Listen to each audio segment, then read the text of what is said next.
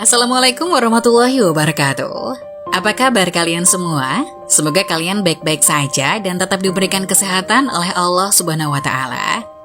Bantu channel kami yuk dengan cara subscribe dan tekan tombol lonceng kalian. Terima kasih, semoga kisah ini bermanfaat.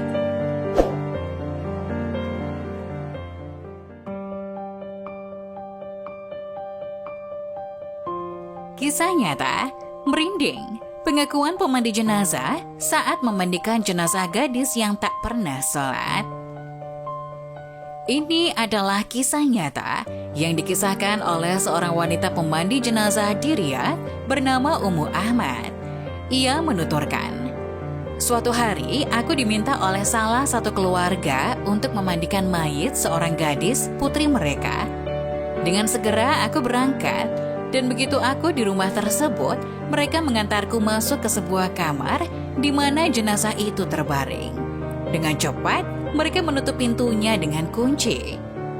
Entah mengapa aku sendiri bergidik melihat apa yang mereka lakukan. Aku melihat ke sekelilingku.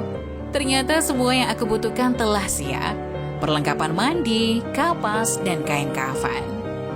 Dan mayat itu terbujur di sudut kamar tertutup dengan sebuah selimut. Aku mengetuk pintu kamar, berharap ada yang dapat membantuku melakukan proses memandikan. Namun tidak ada yang menjawab. Aku pun bertawakal kepada Allah dan menyingkap penutup mayat tersebut. Aku sungguh terkejut dengan apa yang aku lihat. Aku menyaksikan sebuah pemandangan yang membuat gemetar seluruh tubuh. Wajah jenazah itu terbalik, tubuhnya mengering, dan warnanya sangat hitam. Aku sendiri telah banyak memandikan jenazah, sudah banyak yang aku lihat, namun yang seperti ini belum pernah aku lihat. Aku segera membentuk pintu kamar itu dengan segenap tenagaku, berharap ada yang bisa memberiku penjelasan atas apa yang aku lihat. Tapi sepertinya tidak ada seorang pun di rumah. Aku pun terduduk berzikir, membaca bacaan zikir dan meniupkannya ke seluruh tubuhku hingga rasa takutku mereda. Allah pun memberikan pertolongannya kepadaku dan aku pun mulai memandikannya. Namun setiap aku memandikan satu anggota tubuh, ia terlepas, persis seperti sesuatu yang telah melembek dan busuk. Itu sangat merepotkanku. Hingga akhirnya ketika aku selesai memandikannya, aku pun mengetuk pintu kamar itu dan memanggil-manggil mereka. "Tolong bukakan pintu, aku sudah mengafani mayat kalian." Aku dalam kondisi menunggu seperti itu cukup lama.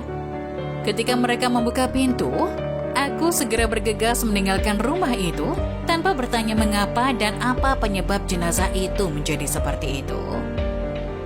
Setelah aku pulang ke rumahku, aku hanya bisa terbaring selama 3 hari akibat tindakan keluarga itu menguncikan pintu kamar tersebut dan akibat menyaksikan pemandangan yang mengerikan itu. Aku kemudian menghubungi salah satu syekh dan menceritakan padanya apa yang terjadi. Maka beliau mengatakan, "Kembalilah menemui mereka dan tanyakan mengapa mereka menutup pintu itu dan apa yang terjadi pada putri mereka." Aku pun menemui keluarga itu kembali. Kepada mereka aku mengatakan, "Demi Allah, aku minta kalian menjawab 2 pertanyaanku. Pertama, mengapa kalian menguncikan pintu kamar itu untukku? Dan kedua, apa yang terjadi pada anak gadis kalian sehingga kondisinya seperti itu?" Mereka menjawab, "Kami menutup pintu itu untuk Anda karena sebelumnya kami telah memanggil 7 orang untuk memandikannya. Namun ketika mereka melihat kondisinya, mereka semua menolak untuk memandikannya.